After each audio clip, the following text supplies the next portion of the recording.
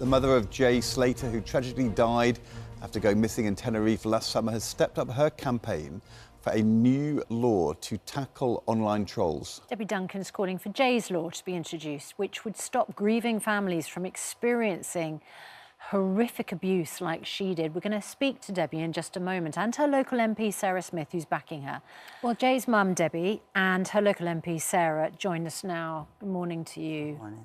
Morning. Debbie, how are you doing? It was last June that you lost Jay. Yeah. And then, obviously, this horrific period of time where you were hoping he'd be found, and then he was found dead. How are you doing right now, more than a year on?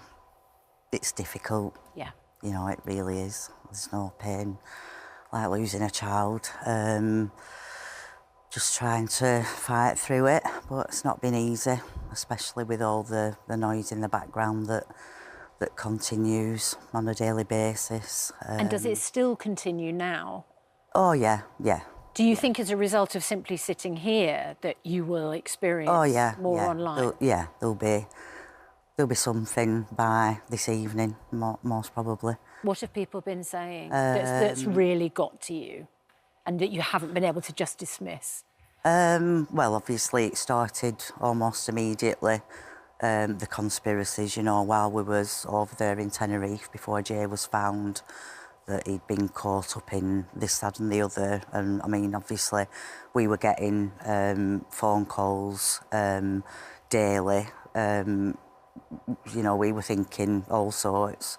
He'd been kidnapped, and, I mean, they're saying that it was me that started the misinformation, but it wasn't really. But they'll just say it to keep their stories going, really. It's really hard, isn't it? Because in those days when he was missing, I remember us talking about it here every day on the programme, it was important to get messages out there that he's missing and his picture, and for you and the family, with that hope that maybe he could be found. Yeah. The media at that point is on your side, and social media too.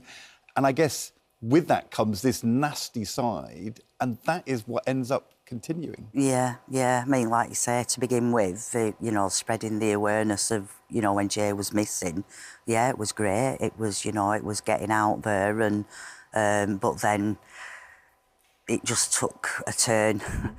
You know, the dark side of social media then reared its head. It's rather ugly head. Yeah. Was part of the problem that a friend had set up a GoFundMe which raised money, and that for those people looking online, they saw the money racking up and decided to use that as a weapon to sort of hurt you with? Yeah, well, I mean, the story at the time was, it was all a set-up, and I was involved, and we were going to, you know, run away with this money, and Jay was going to appear. I wish that had been the case, really, that he was going to appear, but, you know. But, yeah, that's still obviously used against us now. I mean, obviously, we'll be eternally grateful for all the help, the support.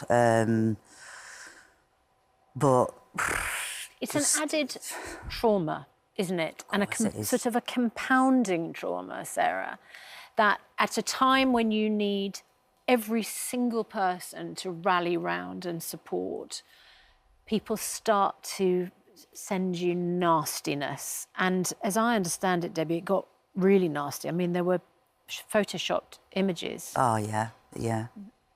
Of Jay. Of Jay. This is Jay's, you know, he's being held, he's being tortured, he had, you know, things tied round his neck, but obviously it were just photoshopped images. Person would think I know, it's just terrible. This is like astonishing, isn't it? This is exactly the question. People often ask me why. Why do I think people would do this? They sent those like fake videos and photos showing Jay being tortured. They accused Debbie of murdering Jay. They continue to this day. They will analyse anything that Debbie does and question whether that means somehow actually she had these ulterior motives, and then they try and bring other people into their story that they're trying to tell to develop these followings. And it's really sick. It's really quite evil. But also we've discovered that the same content creators are not just targeting Debbie, they're targeting the families of other people who've lost somebody in these tragic circumstances. So these are people who move from They are organised tragedy to tragedy. and they are tragedy trolls. They are moving tragedy to tragedy. And then I've also started to have people come forward who might not have had the same kind of national profile that Debbie sadly had because of Jay's circumstances. So you've got, you know, the families of Nicola Bulley were awfully targeted and Madeley McCann. But then I'm starting to hear about people that never had that same sort of profile, but they're being targeted at a local level and still being subject to this. And Sarah Smith, you're the local MP. You're doing the right thing, which is you are kind of backing a local constituent in a time of need. But when you're having conversations about what could be done, are there things in law which can actually be changed to give protection from this kind of cruelty? I mean, what are the tangible things which could change to protect people like Debbie in the future? Yeah, so I'm conscious here about getting into too much of the detail. There were some improvements brought forward in the Online Safety Act, but the thresholds within that are still very high around a number of things. The firstly is proving intent to cause harm and what the level of harm has to be. Now, as you can tell, there is absolute real harm being caused, not just to Debbie, but another one of my constituents. I thought I was going to lose a second young man due to suicide because of the abuse he was faced into online as a result of being brought into these stories. So there's real harm that is being caused, but those thresholds around harm right now are quite hard to reach for the CPS to take any action. And we also know there's challenges with CPS actually utilising the law that is there. So, you know, I really want us to look again a little bit at specific circumstances, whether we actually challenge some of those thresholds around that intent to cause harm.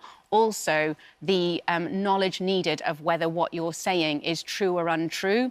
So we had to wait until the inquest before we could factually state what had happened to Jay. And I think, again, we need to look at some of that, and we're going to be working with Ofcom and with other MPs to understand the victims' experiences and go from there. Debbie, what would you say? Because I can imagine on the other side of the argument, there's probably people watching who think it's just free speech. Yeah. Say what I like. It's online. Well, you know, I mean, I'm not against free speech and everybody is entitled to have an opinion. But when the facts are there to carry on with the misinformation and the abuse and, you know, targeting not just me, you know, the people that they've brought into Jay's story that have nothing to do with Jay's story, you know, it needs to stop. If people stood on her doorstep and shouted these things at her, the police would act. Yeah. If you, as journalists, tried to continue this story with no basis to what you're reporting... And Ofcom would intervene. Yeah. Yes, you're absolutely right. Debbie, thank you for being with us. I'm sorry for what you've been through. I know that many mums thought at the time there, but for the grace of God, you send your teenage son out into the world to go on holiday. And he never returned. Honestly... I'm so sorry. I'm so sorry. Thank you. And lots of love and good luck. Thank you. And thank you, Sarah, for coming in. Thank you. And thanks for trying to change things for other people for the better, because that's a really important thing to try and do. We appreciate you talking to us about it. Thank you. Thank you.